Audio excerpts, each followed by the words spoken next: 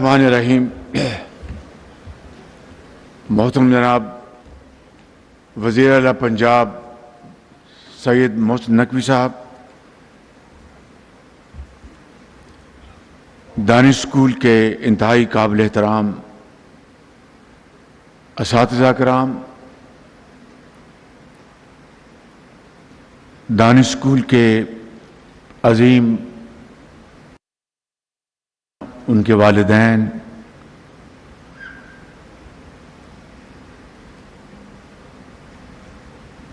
Special assistant government of Pakistan,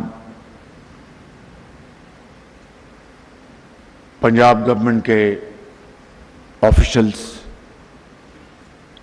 انتہائی لائق احترام صحافی بھائی،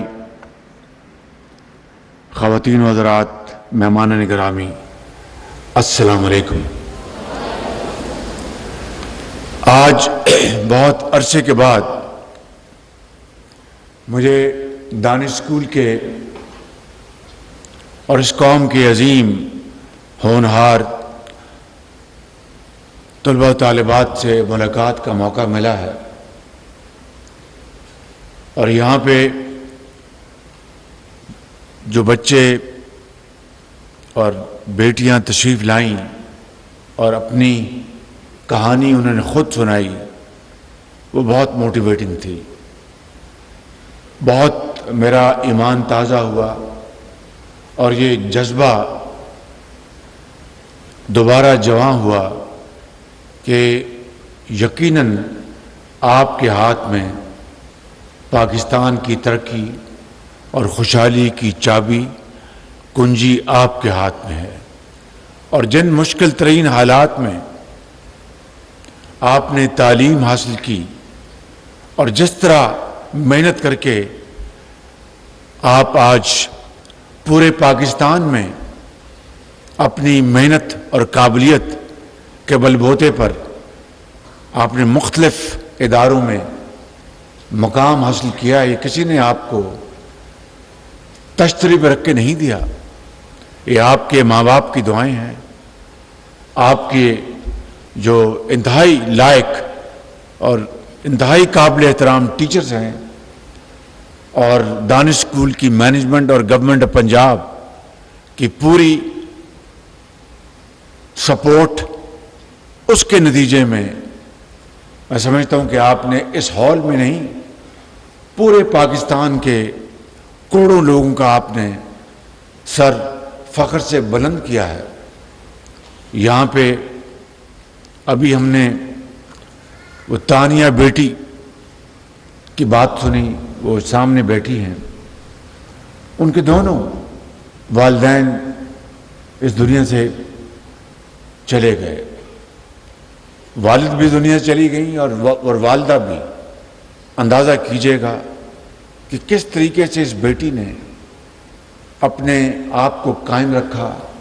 دانش اسکول اس بیٹی کا والد بن گیا، والد کی جگہ اور والدہ کی جگہ دانش اسکول نے اس کو مہیا کی، اور دانش اسکول کی بدولت اس بچی نے who became double orphan، بچپن میں آج اس نے ایم فل کیا ہے۔ ایم فل اندازہ کریں آپ ذرا،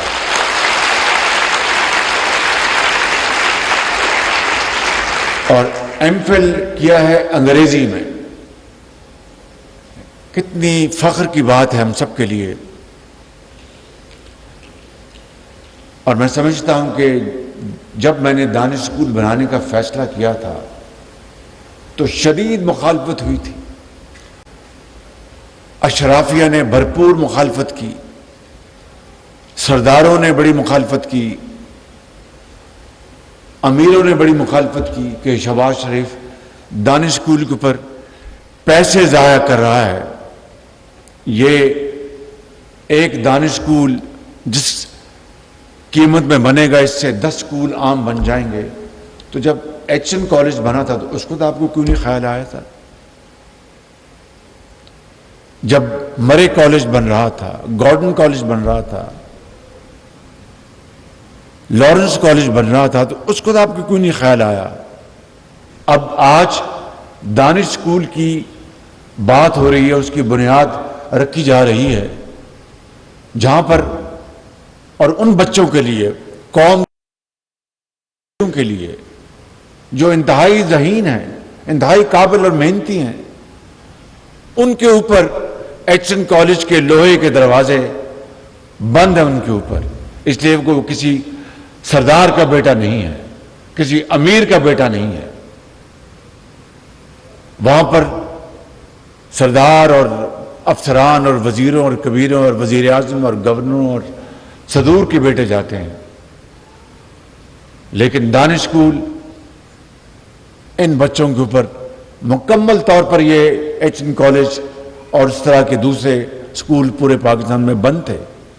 تو میں نے کہا کہ مجھے ان کی مخالفت کی کوئی پرواہ نہیں، اور اللہ کا نام لیا، اور پورے جنوبی پنجاب کے دور افتادہ علاقوں میں جہاں پر ٹیلے تھے، جہاں پر ریتلی زمین تھی، کچھ نہیں تھا، وہاں پر دانش اسکول ہم نے بنائے اللہ تعالیٰ کے فضل و کرم سے۔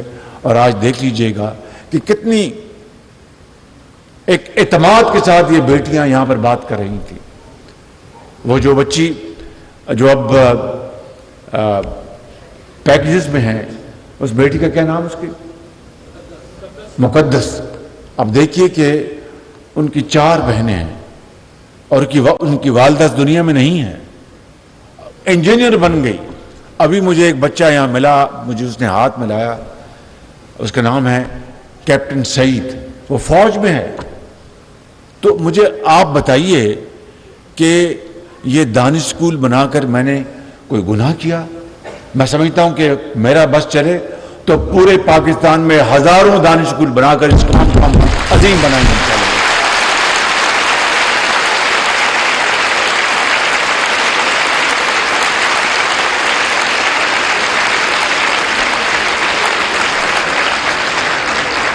اور کوئی وسائل کی کمی نہیں، کوئی وسائل کی کمی نہیں۔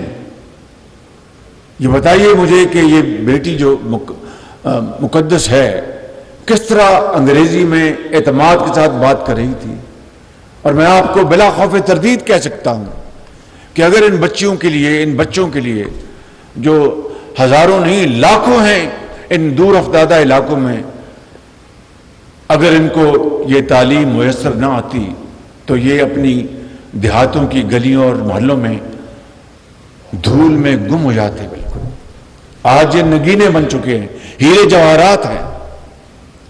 کاش وہ ہیرے جواہرات جو ہمارے دوست ممالک نے دیے، وہ پیسے بیچ کر جیب میں ڈالنے کے بجائے ان کے قدموں میں نچھاور کرتے، تو میں سلام کرتا ہوں ان کو۔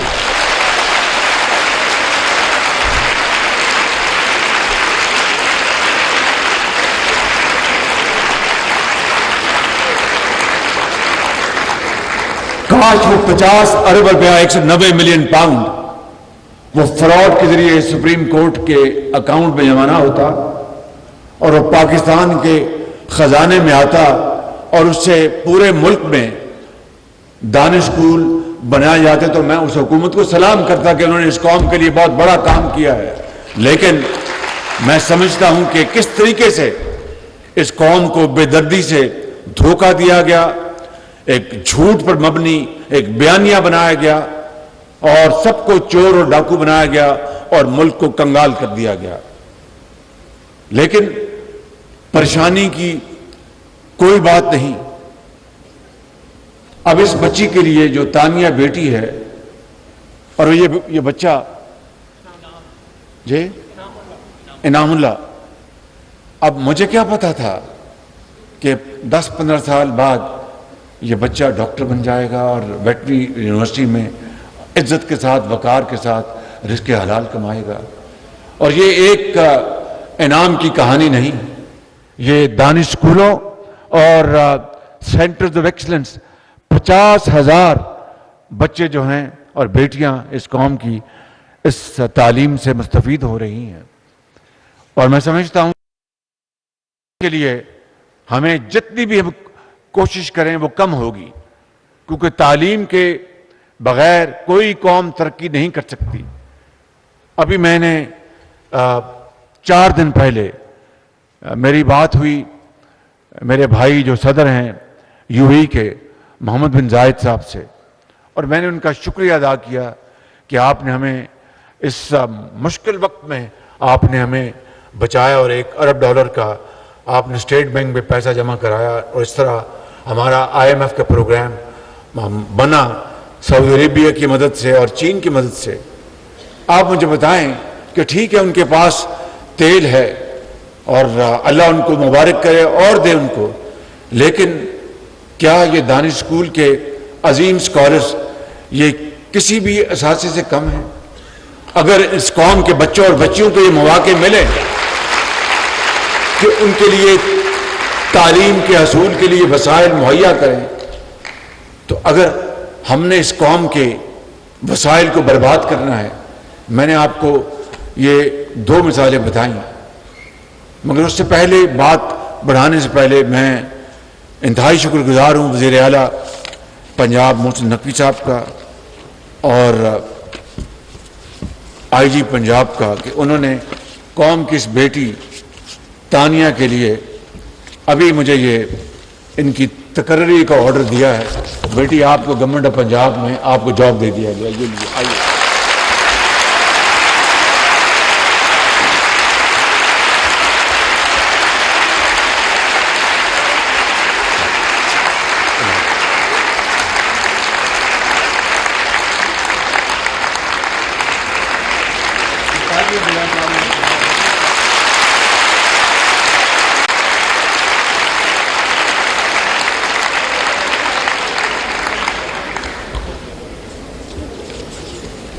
نہ والد ہے نہ والدہ، اور کس طرح زندگی کے اندھے تھپیڑوں کا اس عظیم قوم کی بچی نے مقابلہ کیا ہے، اور انگلش میں اس بچی نے MPhil کیا ہے، اور ان کو میں وزیر اعلیٰ پنجاب کا تہ دل سے آپ کا بے حد شکریہ ادا کرتا ہوں کہ آپ نے یعنی مجھے بھی آپ نے کئی میل پیچھے چھوڑ کے اور محسن نقوی اسپیڈ سے آپ نے کام کیا ہے۔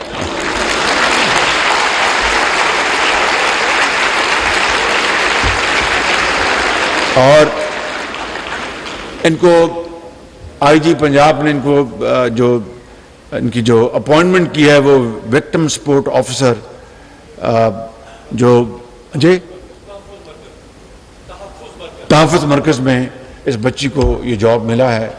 دیکھیے میں آپ سے یہ کہنا چاہتا ہوں کہ اگر ہم نے اپنے پاؤں پہ کھڑا ہونا ہے تو سب سے پہلے مجھے اور پھر اشرافیہ کو اور ہر حکومت کے وہ سیاستدانوں کو، بیوروکریٹس کو، اس ملک کے وہ لوگ جن کو اللہ تعالیٰ نے بے پناہ دولت سے مالا مال کیا ہے، یہ ہماری ذمہ داری ہے کہ ہم آج وقت کی نزاکت کا ہم اندازہ لگائیں، پاکستان کے جو حالات ہیں ان کا پورا احساس کریں، اور یہ جو کامیاب ایک کہانی ہے دانش اسکولوں کی، اس کو پورے پنجاب میں نہیں پورے پاکستان میں ہر جگہ دانش اسکول بنے ہوں۔ اگر ایچن کالج کے لوہے کے دروازے آپ کا راستہ روک رہے ہیں تو دانش اسکول پورے پاکستان میں آپ کے دروازے کھول رہے ہیں۔ اس کے لیے وسائل کی کوئی کمی نہیں، صرف کمی ہے تو ول ٹو ڈو۔ اور میں آپ کو آج اپنے رب کو گواہ بنا کر کہتا ہوں انشاءاللہ کہ اگر اللہ تعالیٰ نے ہمیں اگلے الیکشن میں موقع دیا تو نواز شریف کی قیادت میں اللہ تعالیٰ کے فضل و کرم سے پورے پاکستان میں دانش اسکولوں کا ایک جال بچھا دوں گا انشاءاللہ تعالیٰ۔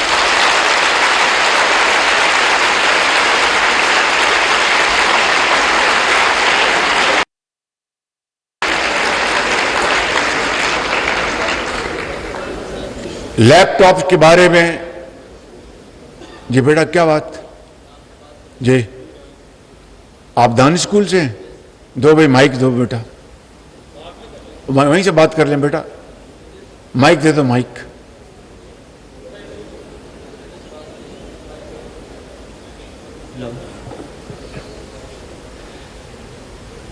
سر میں دانش اسکول چشتیاں کا اسٹوڈنٹ ہوں ایکس، اور فی الحال میں علامہ اقبال میڈیکل کالج میں فرسٹ ایئر MBBS کا اسٹوڈنٹ ہوں۔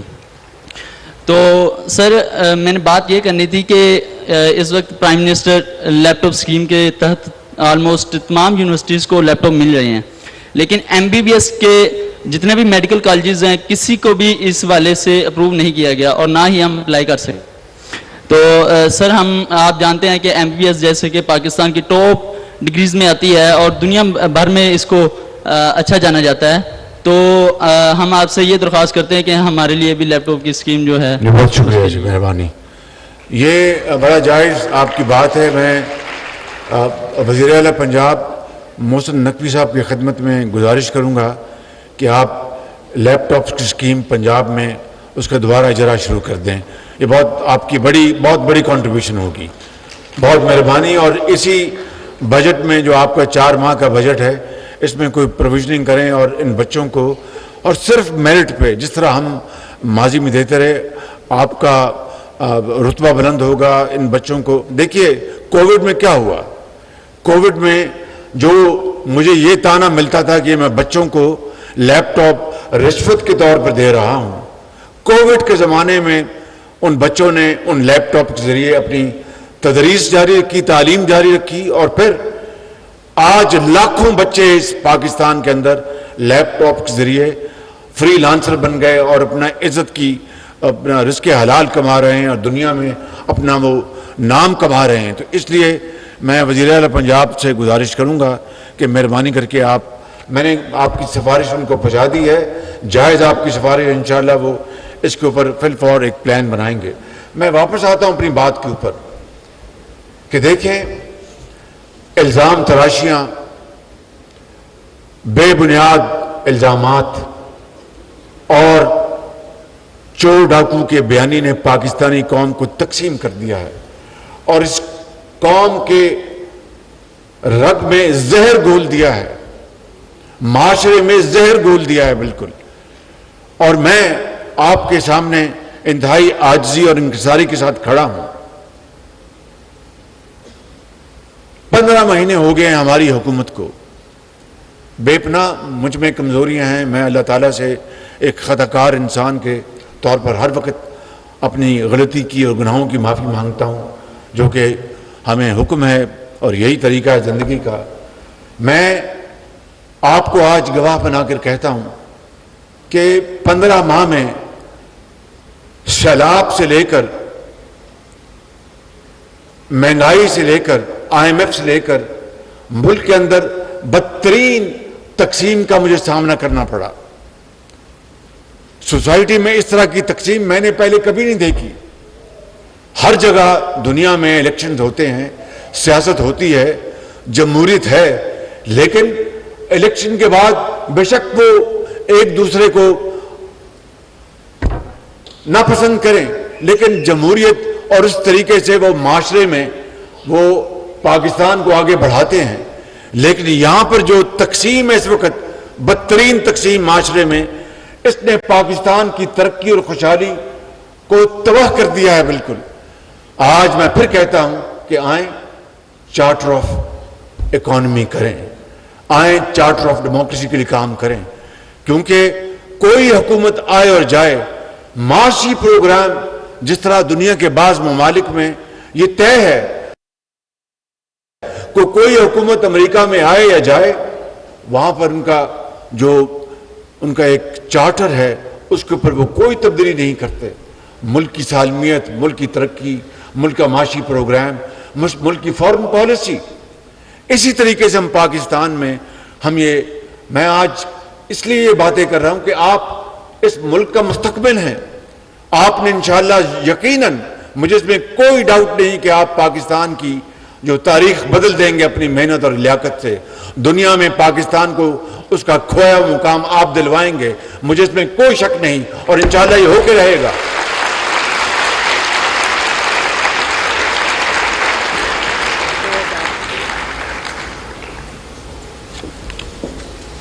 تو اس لیے چارٹر آف اکانومی، یہ صحافی محترم بھائی میرے سامنے بیٹھے ہیں، اس کے اوپر بات کریں، قوم کو اس کے اوپر لے کے آئیں. اب دیکھیے کہ میں جانتا ہوں کہ کس طرح IMF کے ساتھ ہم نے منتیں کر کے یہ پروگرام کیا ہے. لوگ کہتے تھے کہ بعض لوگ کہتے تھے جناب پاکستان IMF کا پروگرام نہ بھی ہوا تو پاکستان ڈیفالٹ نہیں کرے گا. خدا کرتا کہ ایسا نہ ہوتا, لیکن ڈیفالٹ اگر نہ بھی کرتا تو IMF کے پروگرام کے بغیر وہ ہماری ایک مجبوری بن گیا تھا.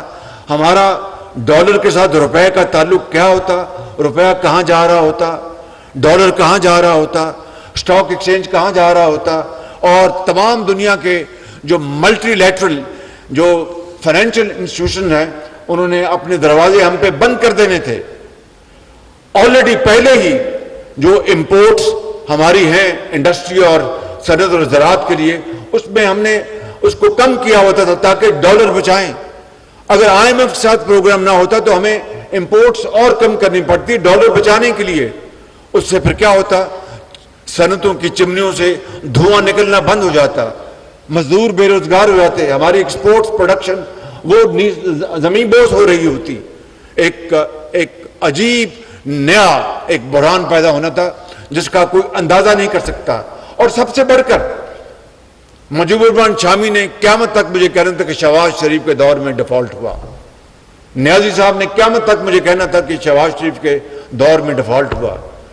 جب میں اس دنیا میں سے چلے جاتا تو میری قبر پہ کتبہ لگتا کہ جناب تمہارے دور میں ڈیفالٹ ہوا.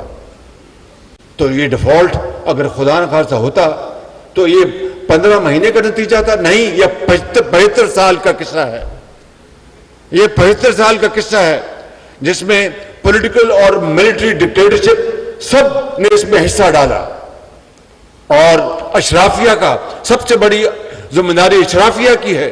تو میں یہ کہنا چاہتا ہوں کہ آج ہمیں ہوش کے ناخن لینے چاہیے. اللہ تعالیٰ کا بے پایاں فضل و کرم ہے کہ IMF کا پروگرام ہو گیا, ڈیفالٹ کا خطرہ ختم ہو گیا. لیکن اب ہمیں, اور میں اس کو بریدنگ سپیس کہتا ہوں, بریدر ہے یہ, بریدر یعنی سانس لینے کا موقع ملا ہے. اب ہمیں اس کو کنورٹ کرنا ہے ایک بہت بڑی اپرچونٹی میں.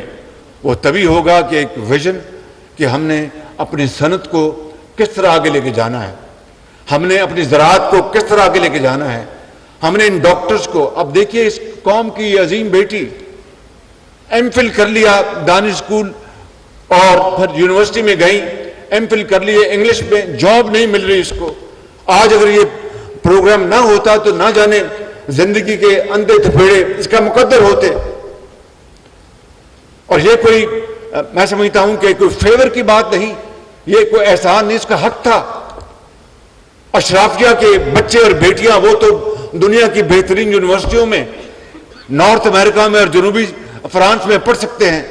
اشرافیہ مجھ سمیت یہ سیاستدان اور بڑے بڑے عہدوں پر, بڑی بات سنیں ذرا غور سے پلیز, بڑے بڑے عہدوں کے اوپر جو موجود ہیں وہ حکومت کے خرچے کے اوپر اپنے بچوں اور بچوں کا علاج باہر کرا سکتے ہیں, مگر غریب کے بچے کو جعلی دوائی ملے اور وہ ہسپتال میں دم توڑ جائے دوائی اور علاج کے بغیر. یہ قائد کا پاکستان نہ تھا نہ ہے. جو پاکستان کے لیے جو کچھ کہا یہ اس کی بالکل نفی ہے, اور جو لاکھوں شہید جو قبروں میں ہیں جنہوں نے پاکستان کے لیے خون دیا ان کی روحیں تڑپ رہی ہیں. میں سمجھتا ہوں کہ آج ہمیں ہوش کے ناخن لینے چاہیے, آج ہمیں اپنے گریبانوں میں جھانکنا چاہیے. سب سے پہلے مجھے اور پھر پوری حکومت کو اور پھر وہ تمام لوگ اس ملک کے اندر ان طبقوں سے جن کا تعلق ہے جو ملک کی تقدیر بدل سکتے ہیں, یہ ان کے لیے لمحہ فکریہ ہے. اور میں سمجھتا ہوں کہ اگر آج ہم مل بیٹھ کر اپنے اختلافات دفن کر کے اگر ہم ایک ہو جائیں تو پھر کوئی مشکل, کوئی رکاوٹ ہمارے راستے کی زنجیر نہیں بن سکے گی. لیکن اس کی شرط یہ ہے کہ ہم یہ فیصلہ کریں کہ ہم نے اپنے بچوں کو, بچیوں کو تعلیم کے زیور سے آراستہ پیراستہ کرنا ہے. ہم نے غریب, کیا یہ ایک وجہ بن جائے کہ غریب کو تعلیم نہ ملے, علاج نہ ملے, اس کو مواقع نہ ملے؟ میں سمجھتا ہوں کہ نہ یہ اسلامی نظام ہے نہ یہ پاکستان کی جو بقا ہے اور پاکستان کا مارز وجود میں آنا, اس کا بنیادی مقصد یہی تھا کہ ہندو کی غلامی سے اور انگریز کی غلامی سے جان چھڑا کر ایک ایسا خطہ ملے جہاں پر ہر ایک کو یہ تانیہ بیٹی کی طرح، مقدس بیٹی کی طرح اور کیپٹن سعید کی طرح، چاہے وہ غریب کا بیٹا ہے یا امیر کا، چاہے وہ یتیم ہے، چاہے وہ دکاندار کا یا کسی بیوہ، ان کو موقع ملے کہ وہ معاشرے کے اندر محنت کر کے اپنا مقام حاصل کرے. لیکن ایسا نہیں ہے، اور جو اس وقت ہو رہا ہے اور ہونے جا رہا ہے وہ تباہی ہمارا مقدر ہے.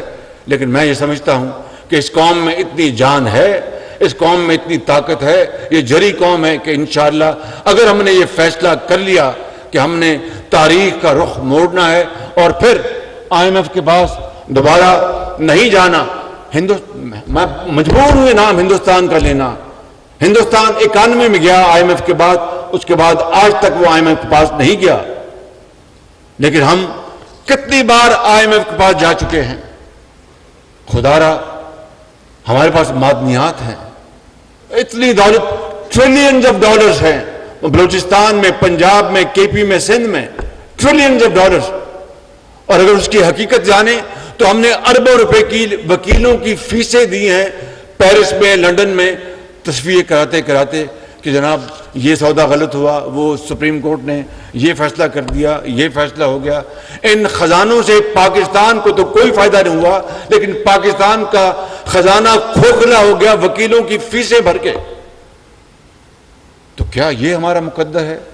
اس طرح قومیں بنتی ہیں، اس طرح ترقی کی جاتی ہے، اس طرح کشکول توڑا جائے گا؟ نہیں.